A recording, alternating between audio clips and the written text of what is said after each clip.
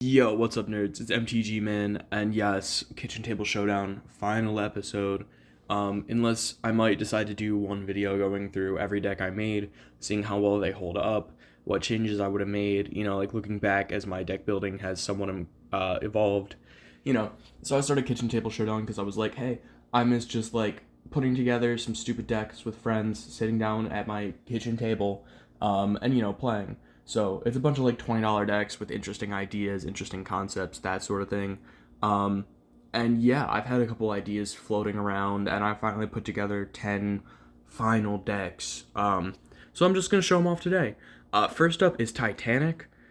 So it's revolving around the RMS Titanic, because I thought that was funny. So, flying trample, when it deals combat damage to a player, sacrifice it and create that many treasure tokens, crew 3, and it's a 7-1.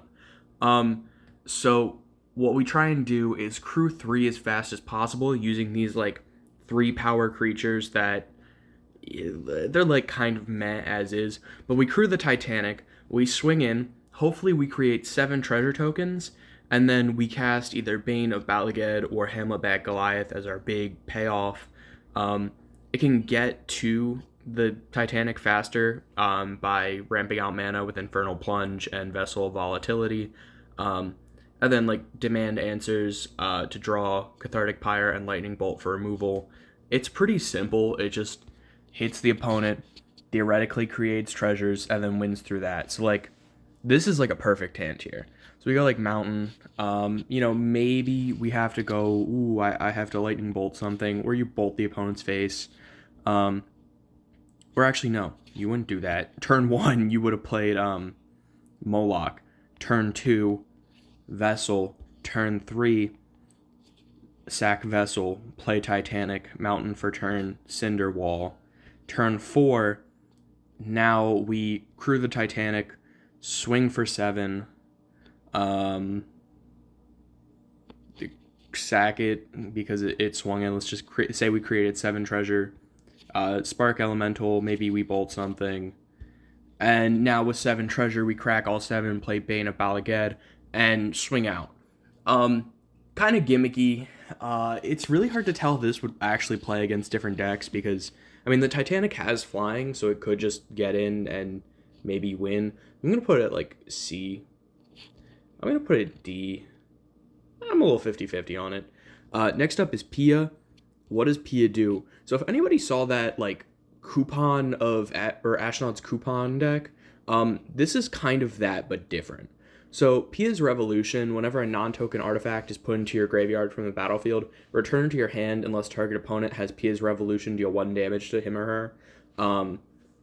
So you play a bunch of these like 1-cost artifacts that sack to add mana and draw you a card. We make Ethereum Sculptor, which will make them cost 0, and then whenever we cast them, we'll get a Reckless Fireweaver trigger. So we're either going to draw through our deck, and either the opponent's going to put it back into our hand, so that they don't lose life, or they lose life, and then we get to just recast it and keep like drawing cards, all that. I guess I would keep right here. So, Forgotten Cave. Snow-Covered Mountain, Reckless Fireweaver, pass. Reckless Fireweaver, pass. Reckless Fireweaver, pass. And then on this turn, we go like Chromatic Sphere, 3 damage, and then we pay 1. Have a blue floating, draw a card. Use that blue and the Snow-Covered Mountain to play Ethereum Sculptor, pass. And then go Arkham's Astrolabe, crack it, draw a card. There's our Pia's Revolution, play an Arkham's Astrolabe, and each artifact we're dealing 3 damage to. Crack it with the other floating, draw a card. Play Forgotten Cave tapped. Pass. Go Pia's Revolution, play Sky Cloud Egg for free, deal 3. And then, crack it. They either return it to our hand and then we replay it for 3 damage, or they pay 3. So they probably just pay 3. Put it in the graveyard, and we've probably dealt close to enough damage, and you just keep cracking stuff, drawing cards, and then dealing damage. I mean, it's pretty simple. That was a terrible illustration. I'm gonna put in like D. It's definitely flawed. I just thought it was an interesting way to like build a deck. So next up is Clone. This is a deck I saw because I decided to play MTG Arena Standard for some reason once. I don't know if it was Standard. I forget what format it was. Basically, how the deck works is you take a creature like a 2-drop, let's just say, and then you neoform it. And then neoform is going to search for a 3-drop, that being Dualcaster Mage. Dualcaster Mage enters, it's going to copy the neoform because that's still in the stack when Dualcaster Mage enters, right? And then it'll copy the neoform, get the other 3 copies of itself, all will copy the neoform, and then on that 5th neoform, you search for a mirror image that'll enter as a copy of Dualcaster. Do that 4 more times because since it enters as a copy of Dualcaster, it'll copy the neoform as well. And then as long as you've attacked with a creature this turn, you could then search for Protein Raiders, so that they also enter as a copy of Dualcaster. And then at that point, you have 15 2/2s on the battlefield, and then the next turn you probably swing in for the win. So I included these like unblockable 2-drops, just so that we could get a good attacker for Protein Raider. Because we want to attack, but we also need a 2-drop to sacrifice, so we can't have it just dying. And then I included Elvish Visionary just for a draw. It could be another 2-drop. I mean, even if you don't get to attack and have Protein Raider be a copy, you'll still have like 8 2/2s or whatever. So you're probably still winning. The Wizard's Rockets, just to add mana of colors you need. Cathartic Pyre, Growth Spiral, the Neoforms, then Evolving Wilds, Islands, Mountains, Forest.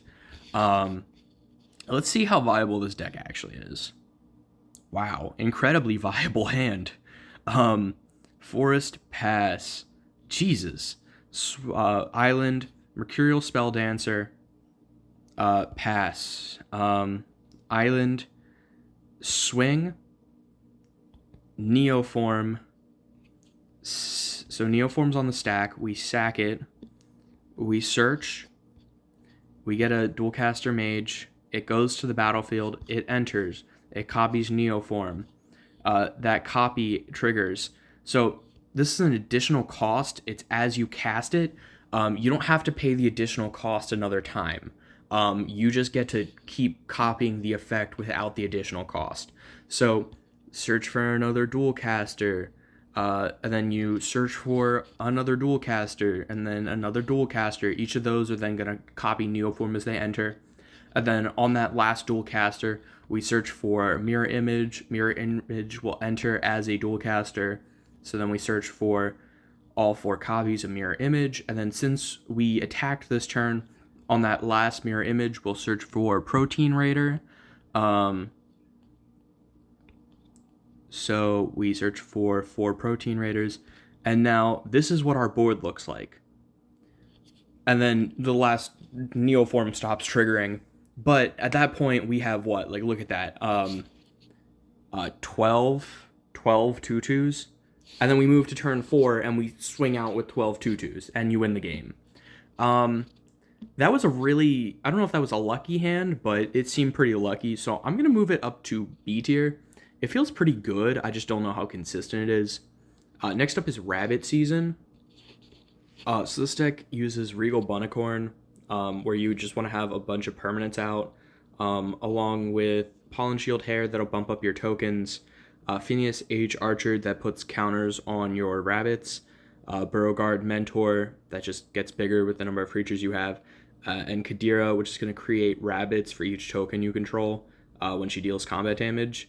And then Gruff Triplets because it creates some tokens. But then we create a bunch of tokens. We also use Hop to it to create tokens. And then we swing out. That's how the deck works. It's pretty basic combat based. We also have Strength of the Harvest to bump things up for the number of creatures and enchantments we control. Audacity to give things trample. Return to Nature for removal, Surge of Salvation to protect the board, Path to Exile for removal, Wizard's Rockets for color fixing and draw, Restless Prairie because it can just bump up the rest of our board when it attacks, and then Plains and Forests. I think we keep here. So we go, I think Strength of the Harvest face down as Haven of the Harvest. Enters tapped. Play a Regal Bunnicorn. Play a Kadira. We don't have any tokens, so that doesn't matter. Play 2 Burrowguard Mentors. Regal Bunnicorn swings for 4. Play a Regal Bunnicorn and a Pollen Shield Hare. So swings for 6, and then is this other creatures you control? Just total. Okay, so then we swing for 18 and we win the game. Theoretically, you'd be using Kadira to create, rabbit tokens after you create tokens with Gruff Triplets or Hop to It or Carrot Cake, but that just didn't happen. But either way, it just builds up a board and swings in. I'm just going to put it in B tier. There's probably better decks. It feels pretty consistent. Next up is Scarecrow combo. So you take Farmstead Gleaner. It has 2 and untap to put a +1/+1 counter on it. And then we enchant it with Careful Cultivation so that it can tap to add 2 green mana. Basically, we tap it for 2 green, use that 2 green, and untap it to put a +1/+1 counter on it. Do that infinitely to make it infinitely strong. And then, if we wanted to instead, we could also use Leyline of Abundance, so that'll add an additional green. So on top of becoming infinitely strong, we'd have infinite mana. And then we'd win with that infinite mana by casting, like, Hurricane. We could protect ourselves with, like, Wither the Storm. You literally weather the storm through the hurricane. We have Beast Within for removal, Nature's Claim for removal, Life's Legacy, because once it's like infinitely strong, you could just draw your whole deck. Create infinite mana, sack it, draw your whole deck. However many cards are. You'd have to stop at however many cards are in your deck, but whatever. We can also get the pieces we need into our hand with Commune with the Gods and Benefaction of Ronus. And we have Llanowar Elves to add mana, and Stonecoil Serpent as like an alternate win con / you cast it turn 1, it's a 1/1. You cast it turn 2, it's a 2/2. It's whatever you need, really. And then 20 Forests and Harmonize for draw. Pretty simple, I think we keep this hand. So go Forest. There was no Leyline until we drew that Leyline, so that kind of sucks, but turn 3, we Benefaction of Ronus. We look at the top 5, and, I know what card we're putting in hand. The rest go on the bottom, or the graveyard. Rest go in the graveyard. So 1, 2, 3, 4, and Farmstead Gleaner goes into our hand. And we play a Forest, and then tap 3, pass, tap 3, tap it. Tap it, add 2 green, untap it, put a +1/+1 counter on it, tap it, add 2 green, over and over and over. And either we swing in with it. It doesn't have trample, so, if the opponent has a creature, they could just chump block. Or, if we have more life than our opponent, we just add, if they're at... I don't know how they would have lost life at this point since we haven't attacked, but, if they're...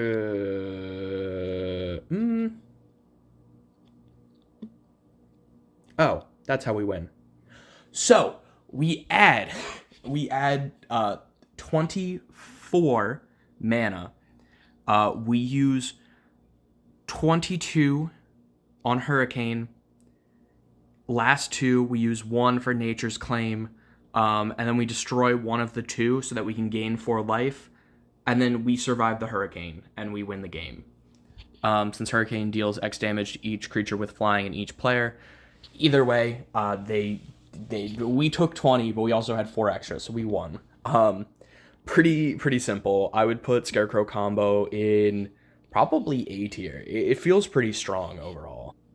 So next up is Affinity, and this one's a little strange because it's kind of classic Affinity, but it's just like different. Um, so our main win con is actually Salvage Titan, where you can sacrifice 3 artifacts rather than pay the spell's mana cost.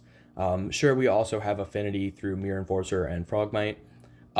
You win by swinging in either way. And we use, small artifacts that we could draw cards off of, like Chromatic Star and Chromatic Sphere. And then Blood Fountain to create an artifact when it enters. So it comes in and creates another artifact, so it sets you to 2. Tinker's Tote enters, creates 2 artifact tokens, so it sets you to 3 artifacts. Lens Fair for removal.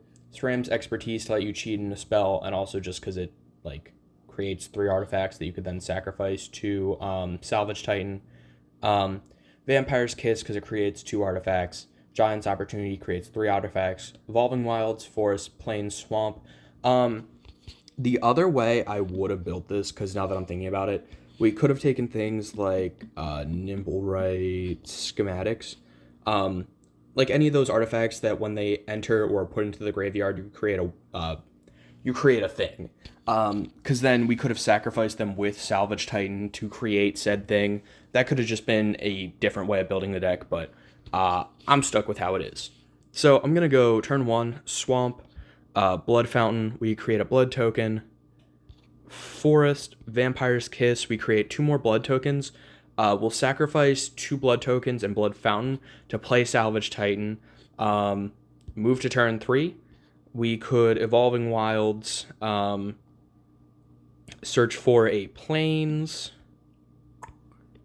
move it to the battlefield, shuffle, put the Plains on, enters tapped, play another Vampire's Kiss. The opponent's at 16. We swing in, deal 6. They're at 10. We also have 3 blood tokens out. And then, from this turn, Tinker's Tote, create 2/1/1, swing in for 6. Tinker's Tote, create 2/1/1, swing in for 6. Something like that. It's pretty simple. You just try and get things out as fast as possible. And then we also have, Salvage Titan can exile 3 artifacts from your graveyard to return it from the graveyard to your hand. So it's just a recursive threat that's going to keep coming back, and unless your opponent can do shit about it, they're fucked. Deck could also win if you have already cast a Giant Opportunity. You could sacrifice 2 food tokens and create a 7/7 Giant. It just has a handful of ways to just take over. And for that, I think I'm going to put it in good. I don't know, there's probably better decks I've made. I think good is where a lot of things are going to be today. Next up, Arabella. So this is a Arabella Abandoned Doll deck. I saw this card. I don't like how on the nose the reference is, but I like how it works. So when it attacks, it deals X damage to each opponent, and you gain X life or X the number of creatures with power 2 or less you control. So then we, draw cards and benefit off of these 3 creatures because 1 draws you cards when a creature with power 2 or less enters, 1 discard and then draw when a creature with power 2 or less enters, and Splitskin Doll is a free draw if you have another creature with power 2 or less. Clockwork Percussionist, when it dies, exile the top card of your library. You can play until end of turn. And then Friendly Teddy, just when it dies, each player draws a card. They're partially in here because they're just on theme, but also it's just going to help you keep consistently drawing and whatever, so that you can just keep playing creatures. Ragged Playmate, mostly here because we could just make Arabella unblockable, which makes the deck more consistent. Path to Exile for removal. Cathartic Potter is removal and draw. Lightning Helix for removal. Disenchant for removal. Dewdrop Cure to just, oh no, we have three of these creatures in our graveyard. Time to just bring them back. It's just pretty, it's a good include. Assemble the players. At the beginning, you may look at the top card of your library at any time. You can cast a creature spell with power 2 or less from the top of your library. Raid Bombardment. When a creature with power 2 or less attacks, it deals 1 damage to the player or planeswalker that creature is attacking.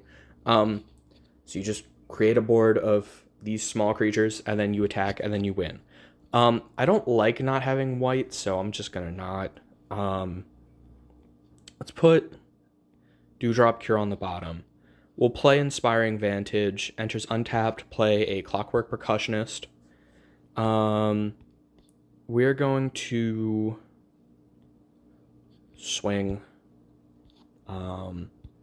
Raid Bombardment, swing. It probably dies there, so we get to look at the top card of our library and we can play it. Percussionist should have swung turn 1. I just forgot about haste. Go to turn 4. Play a plains. Cathartic Pyre, discard 2, draw 2. Path to Exile, remove something. Clockwork Percussionist. And I guess we could bring the first one back with Dewdrop Cure if we wanted. Swing.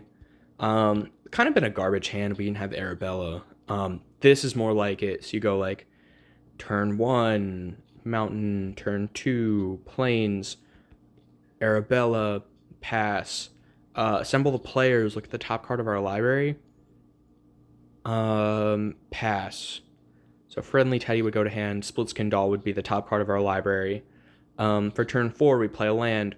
We play Splitskin Doll from the top of our library. We play Friendly Teddy from our hand. Arabella attacks. She deals 3 damage to each opponent. We gain 3 life. Go to turn 5. Play a Raid Bombardment. Play a Splitskin Doll. Draw a card off the doll. Look at the top card because assemble the players.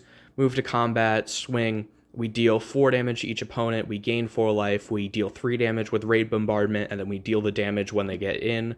Overall, it could be consistent. It's more of like a draft type thing. Like if you got these cards and this was a draft environment, it would be good. But it's kind of meh here, so I'm just gonna put in like C tier. Had to take a sip. Domain. So this is a spin-off of the domain deck I had for Pauper, and I just wanted to make it, like, I thought it was interesting, so yeah. My voice sounds any different? I'm making apple butter right now, so I had to take a stop, take a second, stir that shit. But anyway, this is a red-green domain deck, and I hear you're saying, but domain's better if you have all the lands, but we do. We're playing one of each land, along with some of the the dual lands that have land types for the colors that we're playing. We're also playing Rampant Growth and Exploding Borders to be able to search for lands so that we can get all land types. Then we win the game by burning our opponents out with either Exploding Borders, Tribal Flames, Miria's Outrider, or just swinging in with big creatures like Yavimaya Sojourner, Nishoba Brawler, Briar Hydra, Territorial Kavu, and then we have Goblin and Archomancer to make our spells cost less. If we don't have a certain land type, we use Navigator's Compass in order to make a certain land become that land type in addition to its other types. So if we have a mountain, plains, island, forest, then we tap it, we make one of our mountains also a swamp, then we have full domain. We have Lightning Bolt for removal, Cathartic Pyre for draw and removal, Rampant Growth again just to search, and yeah, I mean, it's pretty simple, but I really enjoyed it. So we're going to go Woodland Ridge, tapped, pass, we go Forest, an Archomancer, pass. The other nice thing about Compass is it pads our life total, but I think we go like Nishoba Brawler, Navigator's Compass, so as long as we're tapping Navigator's Compass, Nishoba Brawler is a 4/3 with Trample whenever it gets to attack. Play Tangled Islet tapped. Play a Rampant Growth, search. We're going to get a Swamp. We're going to put Swamp to the battlefield tapped. So we shuffle. We tap a Compass so that something becomes a Plains. We swing for 5. Something becomes a Plains. We swing for 5. Something becomes a Plains. We swing for 5. We bolt the opponent, bolt a creature, something like that. And Nishoba Brawler has Trample, so even if we're not swinging for a full 5, we're still getting a good amount of damage in. And even if it's only like a 2/3, 3/3, a 3/3 for 2 is still a pretty good rate, so... and then bam, Exploding Borders. So we get to search our library for a land card, and then it deals X damage to target player, where X is the number of basic land types among lands you control. So it's going to deal 5 damage, which I think it's only 4 mana, actually. So it's basically a 4 mana, search for a land, deal 5 damage, as long as we're playing the deck right. So I mean, we won turn 5 there. I'm just gonna put it in the good tier. I think it could be better, but again, this isn't like it's good as in like a standard format. It's good playing against the other decks that I built, right? There's a certain level. And if you noticed, Stompy Bunnycorn down here, yeah, this deck doesn't actually work. Um, just we're gonna pretend this deck doesn't exist when I finally go over shit. This is why I made Rabbit Season, but I thought Progenitor Exarch entered, and if you paid 0 for X, it would create 3 Incubator tokens with like 0 counters on them. So it would enter and count as 4 permanents because it's itself, and then 3 Incubator tokens with 0 counters.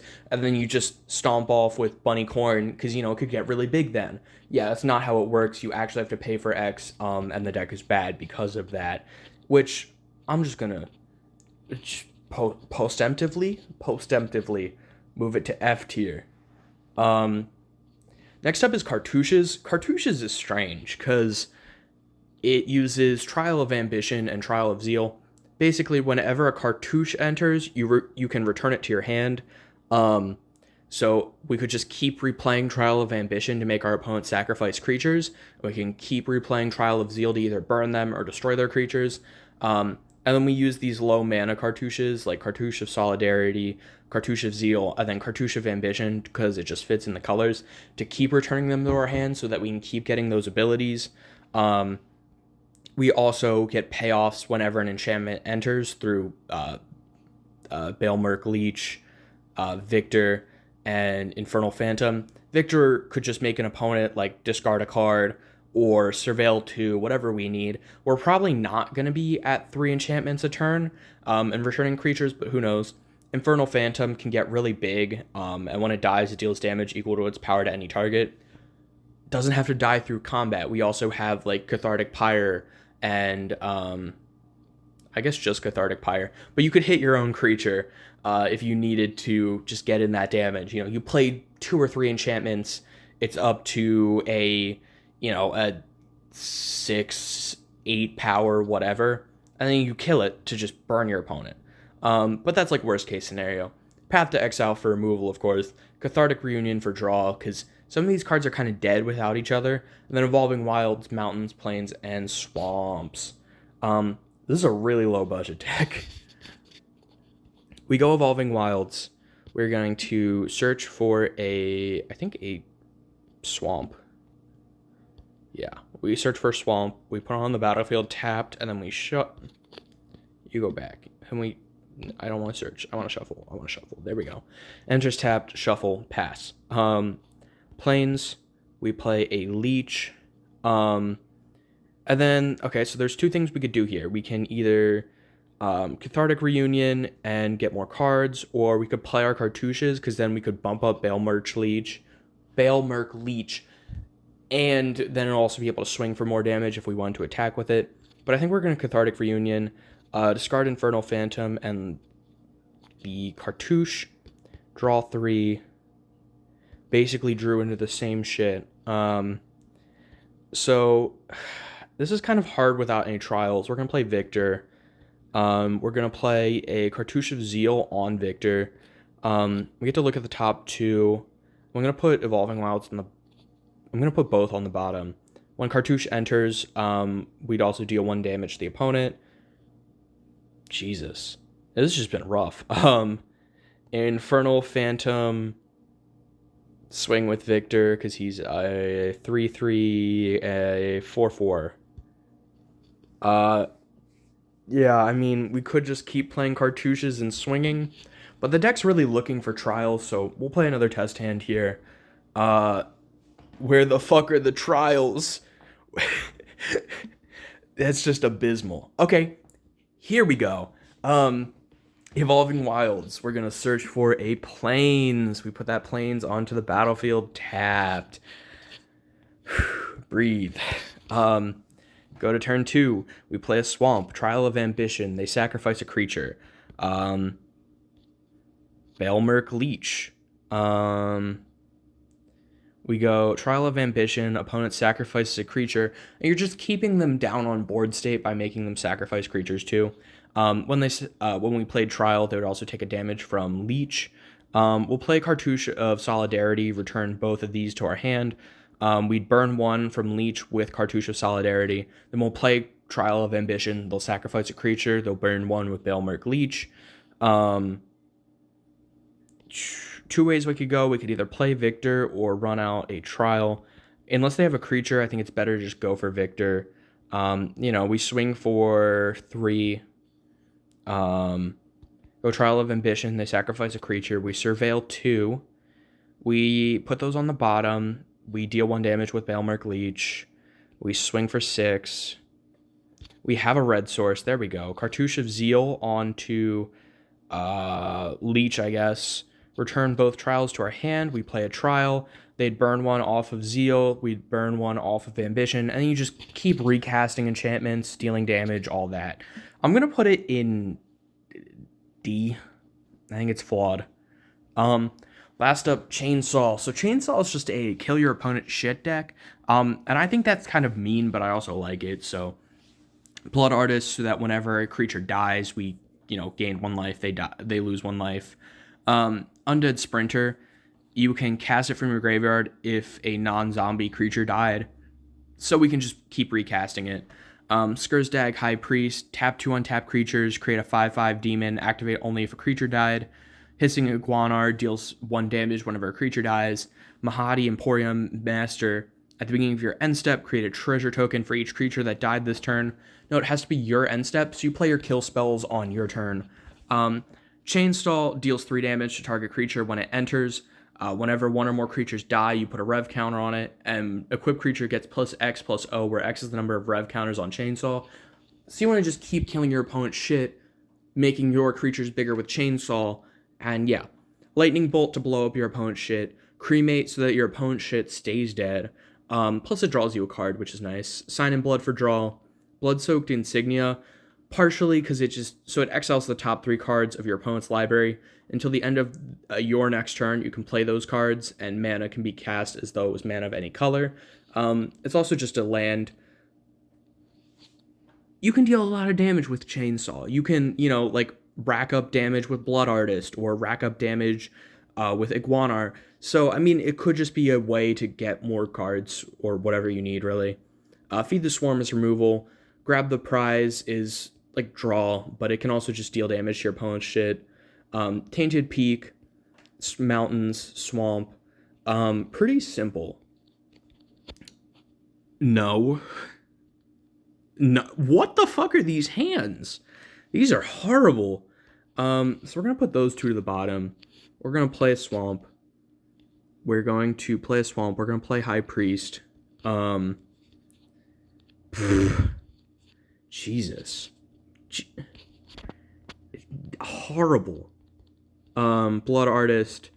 Feed the Swarm to remove something. Tainted Peak. Yeah, horrible hand. Okay. Better.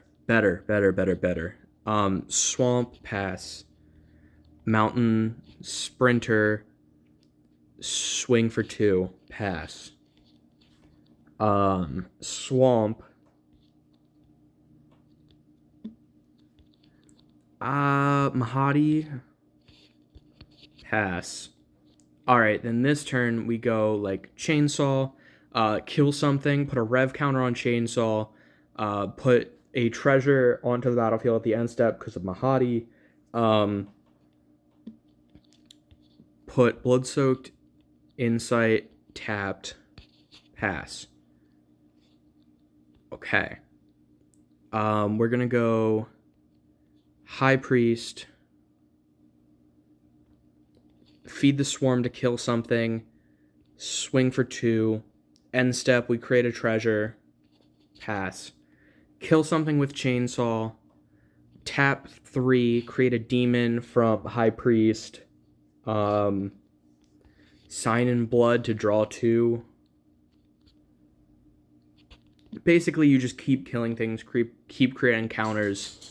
I'm just gonna put it on C tier, and that's it, y'all. Sure, I had more Kitchen Table Showdown decks, but to be honest, I think I've made 100 some.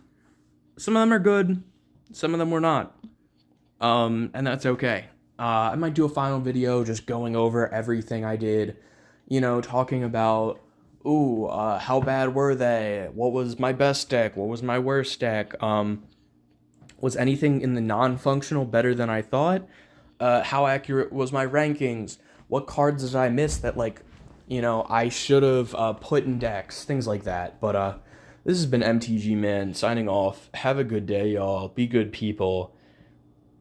Bye. I don't know.